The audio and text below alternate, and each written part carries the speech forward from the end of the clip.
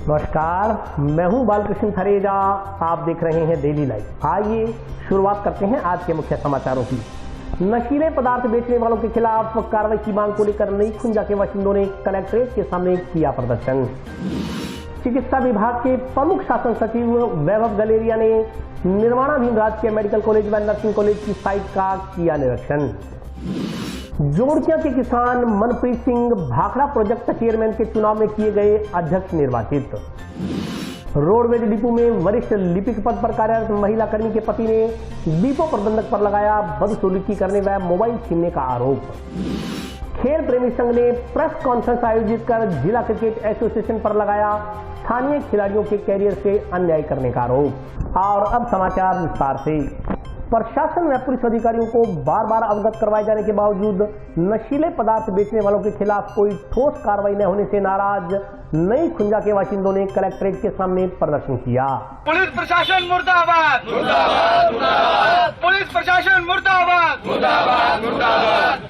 चिट्टे के खिलाफ कार्रवाई करो, कार्रवाई करो, कार्रवाई करो। प्रशासन एवं पुलिस अधिकारियों को बार बार अवगत करवाए जाने के बावजूद नशीले मादक पदार्थ बेचने वालों के खिलाफ कोई ठोस कार्रवाई न होने से नाराज नई खुंजा के बाशिंदे बुधवार को चक्का जाम करने के लिए एकत्रित होकर श्री गंगानगर रोड स्थित अग्रसेन चौक पर पहुंचे। मोहल्लेवासी अभी चक्का जाम की तैयारी ही कर रहे थे कि प्रशासन एवं पुलिस अधिकारियों ने मौके पर पहुंचकर उनसे समझाइश की, कार्रवाई का आश्वासन दिया। इस पर एक बार भी मोहल्लावासी चक्का जाम किए बगैर लौट गए और इसके बाद वे सब लोग एकत्रित होकर कलेक्ट्रेट पहुंचे। इस दौरान वहाँ प्रदर्शन किया और मौजूद लोगों ने आरोप लगाया कि नई खुंजा में कई लोग सरेआम नशीले व मादक पदार्थों की बिक्री करते आ रहे हैं। नशा खरीदने के लिए अन्य जगहों से लोग उनके मोहल्ले में आते हैं। पूरा दिन नशेड़ी प्रवृत्ति व असामाजिक तत्वों का खुंजा में आना जाना लगा रहता है। नशीले व मादक पदार्थों की बिक्री से मोहल्ले के नवयुवकों पर बुरा असर पड़ रहा है। नशा खरीदने वाले लोग गाड़ियों में मोहल्ले में आते हैं, गाड़ियों को तेज गति व लापरवाही से चलाते हैं। इससे मोहल्ले वासियों में भय का माहौल बना हुआ है। मोहल्ले वासियों ने आरोप लगाया कि कुछ दिन पूर्व चिट्टा खरीदने एक बिना नंबर की गाड़ी में आए लोगों ने वार्ड में रहने वाले अकबर अली नामक शख्स के बकरे को गाड़ी से कुचल दिया। अकबर अली ने जंक्शन पुलिस थाना में लिखित में शिकायत भी की, लेकिन आज तक कोई कार्रवाई नहीं हुई। इसका नतीजा यह हुआ कि नशीले व मादक पदार्थ बेचने का कारोबार करने वालों के हौसले बुलंद हो गए हैं। वे लोग सरेआम धमकियां देते घूम रहे हैं, उनकी ऊपर तक पहुंचा है। मोहल्ले वासियों ने बताया कि उन्होंने 29 अगस्त को जिला पुलिस अधीक्षक के नाम एक प्रार्थना पत्र पुलिस अधीक्षक को सौंपकर उन लोगों के नाम भी लिख कर दिए थे जो नई खुंजा में नशीले व मादक पदार्थों का धंधा करने का कारोबार करते हैं। इस पर डीएसपी की ओर से आश्वस्त किया गया था कि इन लोगों के खिलाफ कानूनी कार्रवाई की जाएगी। मोहल्ले वासियों ने भी पुलिस को पूर्ण सहयोग देने का वायदा किया था, परंतु पुलिस ने आज तक कोई कार्रवाई नहीं की। उल्टा इन लोगों की शिकायत करने के बाद मोहल्ले वासियों की समस्या और ज्यादा बढ़ गई है। चिट्टा बेचने वाले अपना गुट बनाकर मोहल्ले वासियों को जान से मारने की धमकी दे रहे हैं। उन्हें धमका रहे हैं कि वे उन पर गाड़ी चढ़ा देंगे। मोहल्ले वासियों ने नशा बेचने वालों के खिलाफ कार्रवाई करने की मांग करते हुए कहा कि यदि पुलिस इन सबको लेकर गंभीर नहीं हुई तो पूरे मोहल्ले में लोग जिला पुलिस अधीक्षक कार्यालय के समक्ष धरने पर बैठेंगे।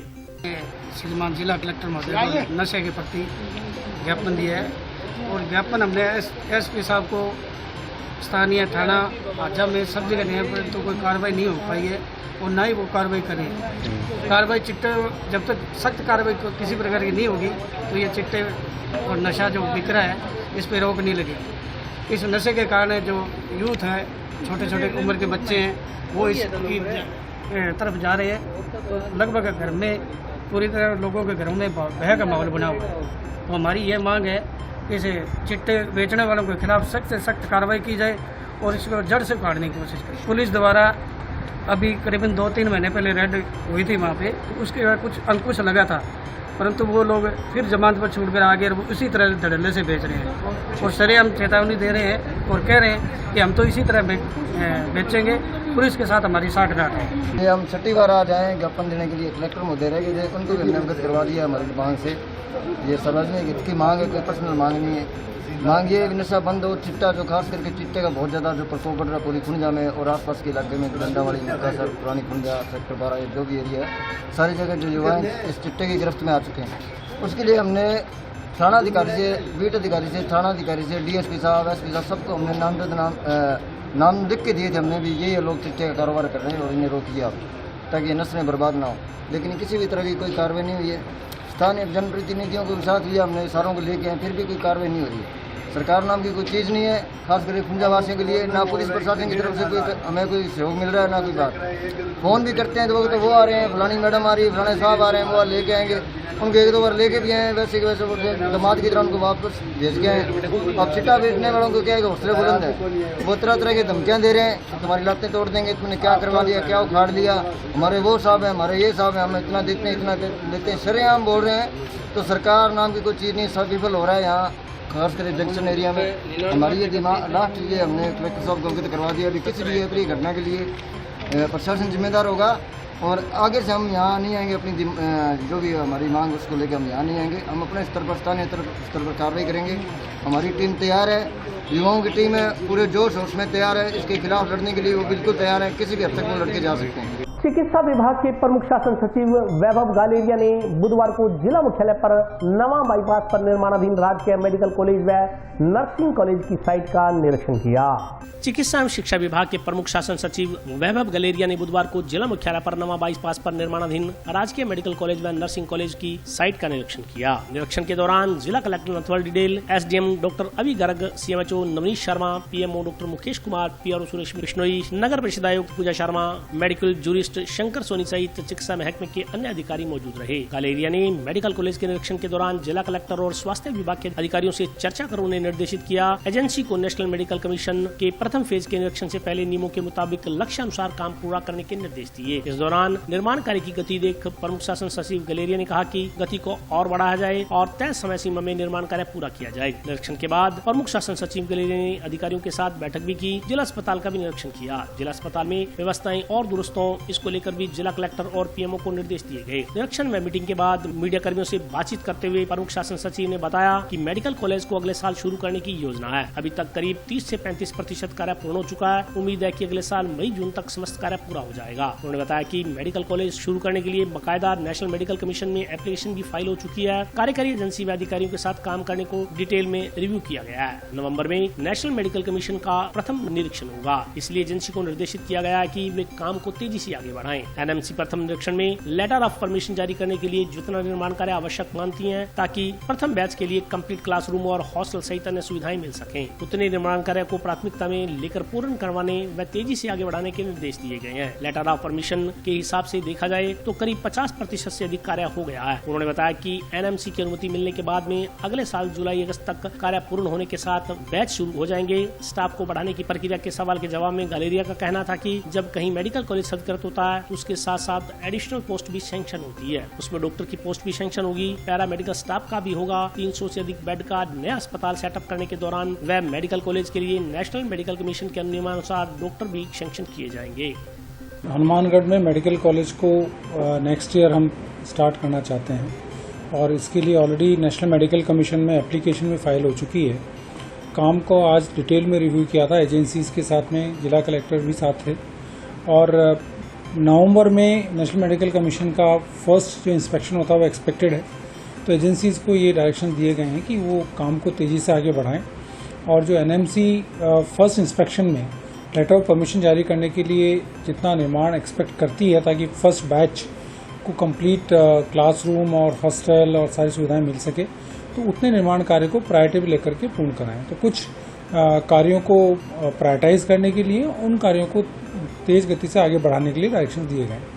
इसके साथ ही हनुमानगढ़ में एक हॉस्पिटल के निर्माण की भी मुख्यमंत्री जी ने बजट घोषणा करी थी, तो उसकी भी साइट देखी गई और उसके बारे में डिटेल प्लानिंग को एग्जामिन किया गया है। उसकी डीपीआर बनाने का कार्य अभी एजेंसी द्वारा किया जा रहा है, तो वो डीपीआर हम कोशिश करेंगे और निर्देश भी ये दिए गए हैं कि इसी महीने में डीपीआर का कार्य कंप्लीट हो और शीघ्र उसके टेंडर लगाएं और हमारा लक्ष्य है कि ये कार्य भी नवंबर में हम हॉस्पिटल निर्माण का कार्य भी प्रारंभ करें। ये इशू भी सामने आया है, तो जो मेडिकल कॉलेज बनेगा तो निश्चित रूप से सुविधाओं में एक्सपेंशन होगा और उसके साथ ही जैसे जैसे आवश्यकता होगी तो मेडिकल कॉलेज कैंसर जो है सुपर स्पेशलिटी की श्रेणी में आता है, तो सुपर स्पेशलिटी सुविधाओं का भी विस्तार हम करेंगे और जैसे अप्रोप्रिएट स्टेज आने पर कैंसर सुविधाओं के लिए भी प्राथमिकता दी जाएगी। नहीं, निश्चित रूप से इसमें ऑलरेडी समझौता भी जो जब एजिटेशन चला था तब ये हुआ था और तभी हमने कहा था समझौते में सरकार के प्रतिनिधियों ने, और आज भी मैंने उनको यही आश्वस्त किया है कि जो प्रेजेंट डिस्ट्रिक्ट हॉस्पिटल है वो कंटिन्यू करेगा। मेडिकल कॉलेज से अटैच्ड हॉस्पिटल रहेगा और जो भी सुविधाओं में विस्तार यहाँ की परिस्थितियों के अनुसार आवश्यक होगा, जो प्रेजेंट डिस्ट्रिक्ट हॉस्पिटल कैंपस है उसमें भी किया जाएगा। एडिशनल लैंड अलॉटमेंट के लिए जिला कलेक्टर महोदय से बात हुई है और उन्होंने आश्वस्त किया कि जो भी एडिशनल लैंड अवेलेबल है और मेडिकल कॉलेज और हॉस्पिटल के एक्सपेंशन के लिए ज़रूरत होती है तो वो उसका भी आवंटन किया जाएगा। तो वो प्रकरण जो है जिला कलेक्टर के लेवल पर आगे कार्रवाई करी जाएगी। नहीं, देखिए, जो प्रेजेंट ट्रॉमा है डिस्ट्रिक्ट हॉस्पिटल में, जो ट्रॉमा है वो सुविधाएं यहाँ पर बरकरार रहेगी। यहाँ पे किसी भी सुविधा को कम नहीं किया जाएगा। Additional facility medical college site पे जो एडिशनल हॉस्पिटल डेवलप हो रहा है वहाँ पे डेवलप करी जाएगी। देखिए, जब मेडिकल कॉलेज आता है तो उसके साथ साथ एडिशनल पोस्ट भी सैंक्शन होती हैं। उसमें डॉक्टर्स की पोस्ट भी सैंक्शन होगी, पैरामेडिकल स्टाफ की पोस्ट भी सैंक्शन होगी और उसका भी रिक्रूटमेंट किया जाएगा। तो जब हम नया हॉस्पिटल सेटअप करेंगे जिसमें 300 करीब बेड, 300 ज़्यादा बेड हम ऐड करेंगे और मेडिकल कॉलेज के लिए नेशनल मेडिकल कमीशन के नॉर्म से उसके अनुसार डॉक्टर भी सैंक्शन किए जाएंगे। तो डॉक्टर्स और पैरामेडिकल स्टाफ दोनों की एडिशनल पोस्ट सैंक्शन करी जाएगी। देखिए, अभी लगभग 30 से 35% कार्य वहाँ पर हुआ है और जो लेटर ऑफ परमिशन का जो मैं बात कर रहा हूँ उसके अनुसार देखूँ तो लगभग 50% से अधिक कार्य हो गया है। तो पहली प्राथमिकता एनएमसी रिक्वायरमेंट के आधार पे जो एलओपी के लिए निर्माण कार्य होना है वो है, तो वो हम प्राथमिकता से कर लेंगे जो नवंबर तक कराना लक्षित है और सारा कार्य वो नेक्स्ट ईयर बाय मई और जून तक कंप्लीट हो जाएगा। बैच एनएमसी परमिशन के बाद में एक्सपेक्टेड है कि लगभग जुलाई अगस्त में नॉर्मली बैच आता है, यदि टाइमली नीट एग्जाम वगैरह हो जाता है तो तब तक पूरा मेडिकल कॉलेज फंक्शनल हो जाएगा। बुधवार को सिंचाई विभाग में हुए भाखड़ा प्रोजेक्ट चेयरमैन के चुनाव में जोड़किया के मनप्रीत सिंह को विजयी घोषित किया गया। जंक्शन सिंचाई विभाग में भाखड़ा प्रोजेक्ट चेयरमैन का चुनाव करवाया गया। इस संदर्भ में जानकारी देते हुए सिंचाई विभाग अधिकारी सई राम वर्मा ने बताया कि चुनाव में 21 वितरण समितियों के अध्यक्षों ने भाग लिया। 21 में से 6 को निर्विरोध सदस्य चुना गया। उन्होंने बताया कि प्रोजेक्ट चेयरमैन के लिए 3 लोगों ने अपने फार्म भरे। तीनों में से एक प्रत्याशी को 10 वोट मिले, दूसरे को 2 तथा एक को 9 मत प्राप्त हुए। इससे 10 मत प्राप्त करने वाले प्रत्याशी मनप्रीत सिंह को विजेता घोषित किया गया। इस मौके पर प्रोजेक्ट चेयरमैन निर्वाचित होने पर मनप्रीत सिंह के समर्थकों ने रंग गुलाल लगाकर खुशी का इजहार किया। पूरी भाखड़ा प्रोजेक्ट के चेयरमैन बने हैं और हमारी प्राथमिकता तो हमारी जो किसानों की हम लड़ाई लड़ रहे हैं, जो कि हमारे ये पानी की समस्या बहुत ज़्यादा है, तो उसको हल करेंगे। बिल्कुल जो भी हमारा हक है पानी का उसको हम लेके आएंगे। जो किसानों को आगे समस्या आ रही है वो हमारी कोशिश रहेगी कि वो समस्या किसानों को ना आए। सभी किसानों के हम साथ हैं। वो पानी के जो विवाद होते हैं जी, कुछ तो हमारे किसानों के जो आपसी झगड़े होते हैं उस वजह से होते हैं, तो जो ज़्यादा प्राथमिकता रहेगी कि वो बैठक पर ही हम अपने घर बैठ के ही उसको हम सुलझाएंगे और ज़्यादा समस्या नहीं आने देंगे। 3 कैंडिडेट थे, 21 वोट थे, उसमें से अपने को 10 वोट मिले। आज भाखड़ा प्रोजेक्ट चेयरमैन का चुनाव था जिसके अंदर 21 वितरण समिति के अध्यक्षों ने भाग लिया। तो उनमें से 6 तो जो है निर्विरोध सदस्य चुनेंगे। 8 चुने जाने थे लेकिन 6 ही फार्म भरे गए, तो 6 के 6 निर्वाचित घोषित कर दिए गए। और प्रोजेक्ट चेयरमैन के लिए 3 कैंडिडेट थे, तो तीनों में से एक को 10 वोट मिले, एक को 9 मिले और एक को 2 मिले। इस आधार पर जो है मनप्रीत सिंह जो जोड़किया वितरिका का जो है वितरण समिति का अध्यक्ष है, उनको जो है प्रोजेक्ट चेयरमैन जो है निर्वाचित घोषित किया। राजीव गांधी ग्रामीण ओलंपिक खेल के 12 सितंबर से शुरू हो रहे ब्लॉक स्तरीय आयोजन से पहले जिला कलेक्टर ने ग्रामीण ओलंपिक किट की लॉन्चिंग की। राजीव गांधी ग्रामीण ओलंपिक खेल के 12 सितंबर से शुरू हो रहे ब्लॉक स्तरीय आयोजन से पहले जिला कलेक्टर नथुल डिडेल ने ग्रामीण ओलंपिक किट की लॉन्चिंग की। जंक्शन के राजीव गांधी स्टेडियम में जिला कलेक्टर ने सीडीओ रामेश्वर गोदारा, जिला खेल अधिकारी शमशेर सिंह, ओम सैन सहित खिलाड़ियों की मौजूदगी में खेल किट की लॉन्चिंग की। खेल किट की लॉन्चिंग के दौरान जिला कलेक्टर सहित अन्य अधिकारियों ने स्टेडियम प्रांगण में पौधारोपण भी किया। इस मौके पर जिला कलेक्टर ने बताया कि आगामी 12 सितंबर से ग्रामीण ओलंपिक को लेकर ब्लॉक स्तरीय आयोजन शुरू होंगे। इसमें हिस्सा लेने वाले सभी खिलाड़ियों को किट उपलब्ध करवाई जाएगी, जो राज्य स्तर से भेजी गई है। कुल 19,600 किट जिला मुख्यालय पर पहुंची हैं। जिला कलेक्टर ने बताया कि इन किट को ब्लॉक स्तरीय आयोजनों के दिन 12 सितंबर को स्थानीय जनप्रतिनिधियों के जरिए खिलाड़ियों को भेंट किया जाएगा। खेलों के तय शेड्यूल अनुसार ग्राम पंचायत स्तर पर आयोजन 29 अगस्त से 1 सितंबर के आयोजन के बाद अब ब्लॉक स्तर पर आयोजन 12 सितंबर से 15 सितंबर तक और जिला स्तर पर 22 सितंबर से 25 सितंबर तक और राज्य स्तरीय आयोजन 2 अक्टूबर से 6 अक्टूबर तक आयोजित किए जाएंगे। माननीय मुख्यमंत्री जी की बजट घोषणा अनुसार 29 अगस्त 2022 से पूरे राजस्थान में ग्राम पंचायत से राजीव गांधी ग्रामीण ओलंपिक खेलों की शुरुआत हुई। इस प्रतियोगिता में kho kho, kabaddi, shooting volleyball, tennis, cricket ball आदि 6 खेल चुने गए थे। हनुमानगढ़ जिले ने बढ़िया प्रयास करके सबसे पहले 101,45,000 खिलाड़ियों का पंजीकरण हमने ग्राम पंचायत लेवल पे करवाया। 29 अगस्त से 4 दिन तक ये प्रतियोगिताएं विभिन्न ग्राम पंचायत लेवल पर चली और लगभग 17,000 खिलाड़ी अब ब्लॉक लेवल पर 12 सितंबर से होने वाली प्रतियोगिताओं में भाग लेंगे। ब्लॉक स्तर पर खेलने वाले प्रत्येक खिलाड़ी को माननीय मुख्यमंत्री जी की तरफ से एक पोशाक दी जाएगी जो खेलने के दौरान काम आएगी। इसका आज विमोचन भी किया गया। पूरे ज़िले में लगभग 17,000 से भी अधिक ड्रेसेज यहाँ पहुँच गई है। अगले 2-3 दिन में ये सभी ब्लॉक्स में पहुँच जाएगी और 12 सितंबर को जनप्रतिनिधियों की उपस्थिति में ये ड्रेस प्रत्येक खिलाड़ी को निःशुल्क राज्य सरकार की तरफ से दी जाएगी। राजीव गांधी ग्रामीण ओलंपिक खेलों में ड्रेस के अलावा भी प्रत्येक खेल के लिए जो किट है, मेडिकल किट है, अन्य व्यवस्थाएं हैं, वो भी बहुत अच्छे तरीके से की जा रही है। और हनुमानगढ़ जैसे ज़िले में युवाओं को नशे से दूर करके उनकी एनर्जी को सकारात्मक दिशा में लगाने में ये ओलंपिक बहुत मददगार साबित होंगे। ज़िले में खेल की दिशा में बहुत ही सकारात्मक माहौल बना है और जब से माननीय मुख्यमंत्री जी ने आउट ऑफ टर्न राष्ट्रीय और अंतर्राष्ट्रीय स्तर पर अच्छे प्रदर्शन करने वाले खिलाड़ियों को नौकरी दी है, तब से खिलाड़ियों में भी बहुत अच्छे से मोटिवेशन मिला है और ये जो माहौल बना है उसका हमारी टीम भी अच्छे से उपयोग करेगी। और अभिव्यक्ता ब्रेक का हाजिर होता हूँ छोटे से ब्रेक के बाद।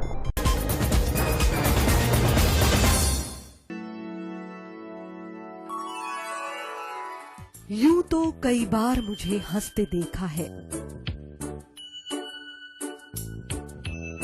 पर ये हंसी कुछ और है।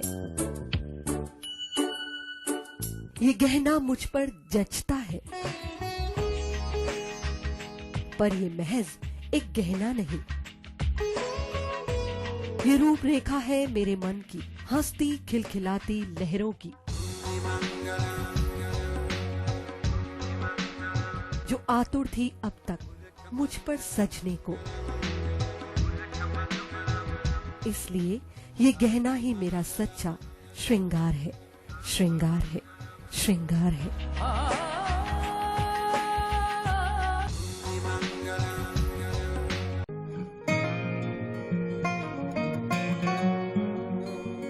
बेटा सतीश, देख बेटा, बिजली का बिल आया है। कोई छूट भी मिली है क्या? बजट में तो मुख्यमंत्री जी छूट देने के लिए बोल रहे थे। अरे हाँ माँ, इसमें तो 750 रुपए कम करके आए हैं। अरे वाह, धन्यवाद मुख्यमंत्री जी। सिर्फ आपको ही नहीं, प्रदेश में ये छूट किसी न किसी रूप में सभी को मिल रही है। 100 यूनिट तक बिजली उपभोग करने वाले उपभोक्ताओं को 50 यूनिट भुगतान तक की छूट, 150 यूनिट तक वाले उपभोक्ताओं को 3 रुपए प्रति यूनिट और 150 से 300 यूनिट तक उपभोग करने वाले उपभोक्ताओं को 2 रुपए प्रति यूनिट की छूट दी जा रही है। याद रहे, बिजली की बचत ही बिजली का उत्पादन है। ब्रेक के बाद स्वागत है। आइए नजर डालते हैं अगले समाचारों पर। व्यापार मंडल कन्या महाविद्यालय में छात्र संघ चुनाव में निर्वाचित हुए पदाधिकारियों ने आज कार्यभार ग्रहण कर लिया। व्यापार मंडल कन्या महाविद्यालय की छात्र संघ अध्यक्ष जसप्रीत कौर व उपाध्यक्ष अंजलि ग्रोवर को विधिवत कार्यभार सौंपा गया। चुनाव अधिकारी सुधीर चौधरी ने बताया कि छात्र संघ अध्यक्ष के कार्यभार के लिए छात्राओं के परीक्षा परिणाम का इंतजार था, जो कि विश्वविद्यालय द्वारा घोषित कर दिया गया। इसमें दोनों विजेता प्रतिनिधि उत्तीर्ण रहे हैं। वीएम शिक्षा समिति अध्यक्ष अशोक कुमार जिंदल, सचिव विजय बंसल, प्राचार्य नीलम गौड़, प्रधानाचार्य संजू गाड़िया, प्रिंसिपल श्रीमती किरण राठौड़ ने छात्र संघ कार्यालय का उद्घाटन किया। छात्र संघ अध्यक्ष जसप्रीत कौर व उपाध्यक्ष अंजलि ग्रोवर ने सभी छात्र छात्राओं और पधारे हुए अतिथियों का आभार प्रकट किया। इस अवसर पर विद्यालय की छात्राओं द्वारा सांस्कृतिक प्रस्तुतियां दी गयी। सारा जग जित लेना मैं देख लई, तेरे कदमां च रखू बेबे बापू ने। सारा जग जित लेना मैं देख लई, तेरे कदमां च रखू बेबे बापू ने।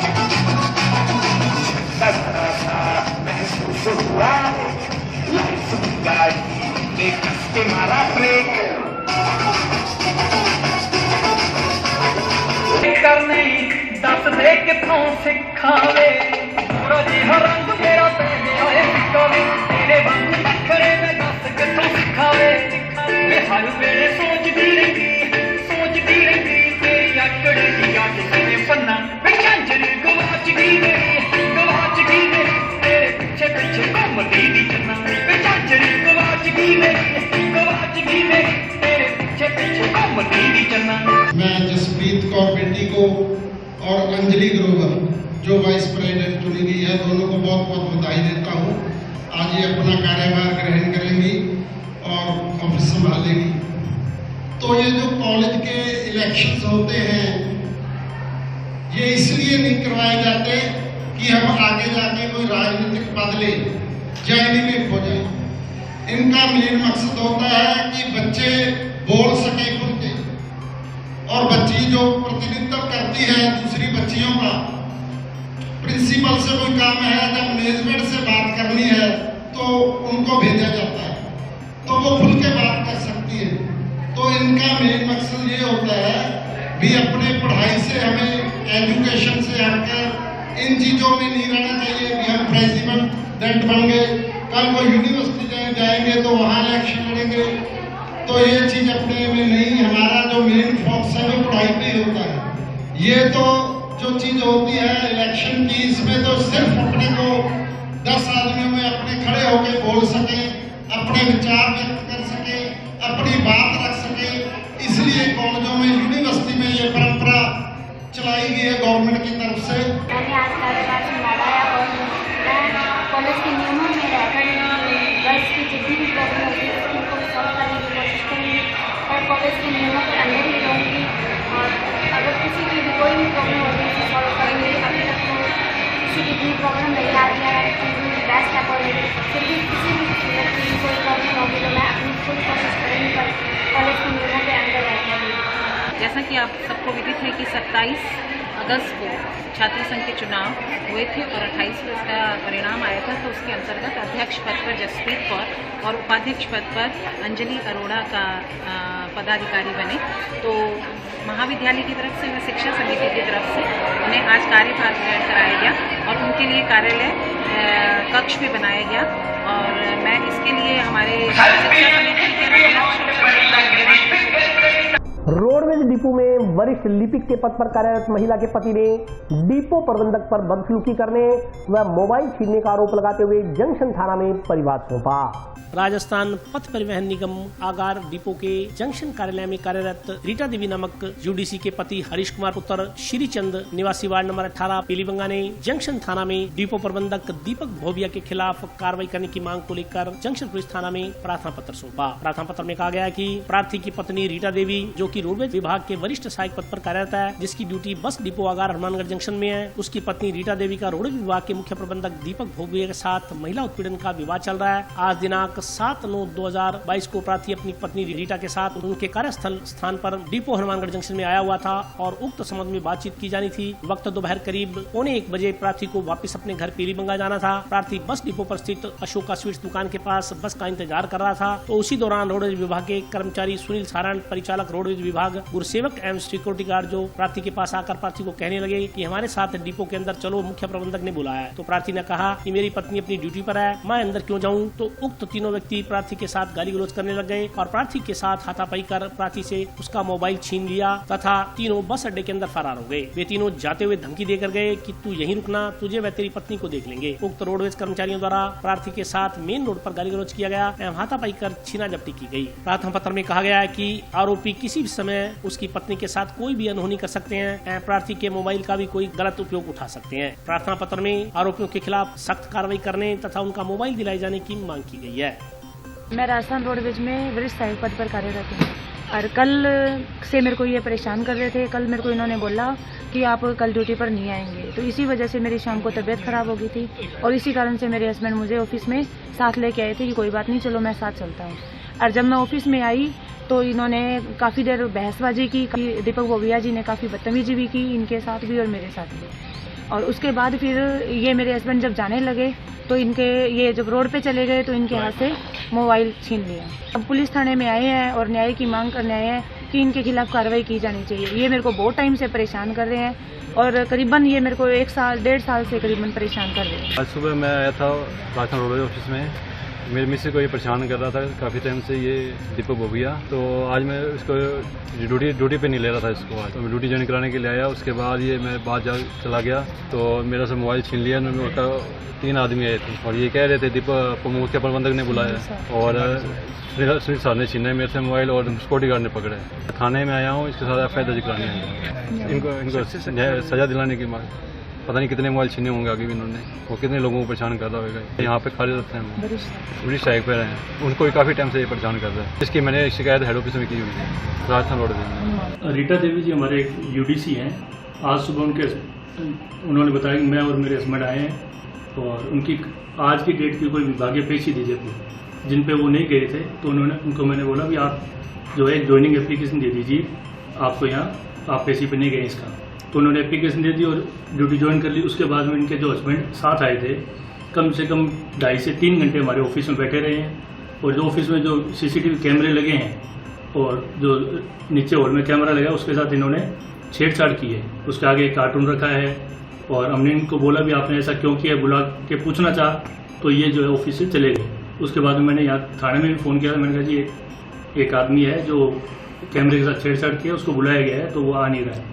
तो जैसी गाड़ी गई उससे पहले वो चले गए थे और इस संबंध में मैंने यहाँ एक एप्लीकेशन दी है कार्रवाई के लिए।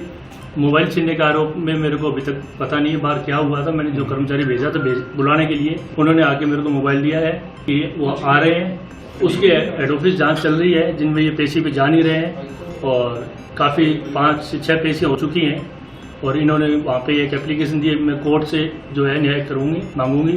वहाँ पे जांच में ये सहयोग नहीं कर रही। ये प्री प्लानिंग या आप रंजिश समझिए, क्योंकि मैं यहाँ हनुमानगढ़ लोकल से हूँ तो कुछ लोगों की मेरे से व्यक्तिगत रंजिश है, जिनमें से हमारे जो पूर्व पार्षद हैं वधवा जी, रीटा देवी जी उनकी सिस्टर हैं और हो सकता है इनके साथ कुछ हो। एक हमारे कंडक्टर है लखबीर सिंह जो काफ़ी टाइम से एब्सेंट चल रहे हैं और काफ़ी इधर उधर तरीके से दबाव बनाने का प्रयास कर रहे हैं। उसकी फाइल्स में काफ़ी गड़बड़ पाई गई थी और कुछ लोग हैं ये जो दबाव बनाने का प्रयास कर रहे हैं, अभी ये सही तरीके से ऑफिस के रिकॉर्ड की जांच नहीं हो पाई। खेल प्रेमी संघ ने जंक्शन में प्रेस कॉन्फ्रेंस का आयोजन कर जिला क्रिकेट एसोसिएशन पर स्थानीय खिलाड़ियों के कैरियर से अन्याय करने का आरोप लगाया।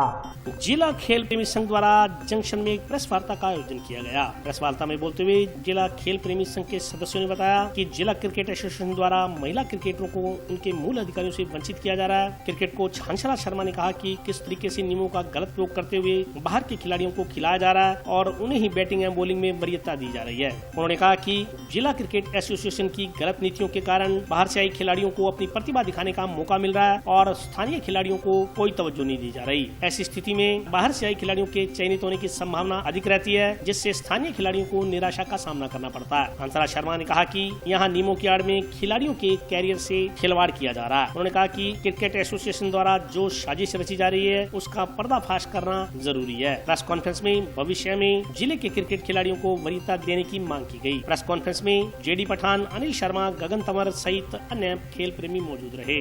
महिला T20 cricket championship state championship तो धूमधाम आयोजित हो रही है। इसके लिए हनुमानगढ़ डिस्ट्रिक्ट की टीम में बाहर के खिलाड़ी लाए जा रहे हैं, जिससे हनुमानगढ़ के खिलाड़ियों का नुकसान हो रहा है। इसके लिए आज ये प्रेस कॉन्फ्रेंस रखी गई है। घर में अनेक क्रिकेट की जो महिला खिलाड़ियों की प्रतिभाएं हैं जिनको नज़रअंदाज कर दिया जाता है। बाहर से 3 या 4 प्रोफेशनल नाम से क्रिकेटर खिलाए जाते हैं जो उनकी जगह ले लेते हैं, जिसकी वजह से जो हनुमानगढ़ जिले की जो प्रतिभा है वो आगे नहीं आ पाती है और उच्च मंच पे अपनी परफॉर्मेंस दिखा नहीं पाती है, जिस कारण वो हर बार की तरह एकमात्र खानापूर्ति बन के रह जाती है। इस कड़ी में हमने कल माननीय कलेक्टर साहब को भी इसके लिए ज्ञापन दे दिया है कि इस मुद्दे को आगे उठाया जाए और जो बाहर से खिलाड़ी जो गेस्ट प्लेयर के रूप में खिलाए जाते हैं उनको बंद करके स्थानीय खिलाड़ियों को मौका दिया जाए। जैसे कि ट्रायल में बाहर के खिलाड़ियों को सम्मिलित किया गया। हनुमानगढ़ के स्थानीय खिलाड़ी है 35-40 खिलाड़ी ट्रायल देने के लिए आए हैं लगभग, तो उनके लिए तो ट्रायल कंडक्ट किया जाता है और जो बाहर से प्रोफेशनल नाम पे या गेस्ट प्लेयर के नाम से जिनको बुलाया जाता है उनको डायरेक्टली एंट्री दी जाती है।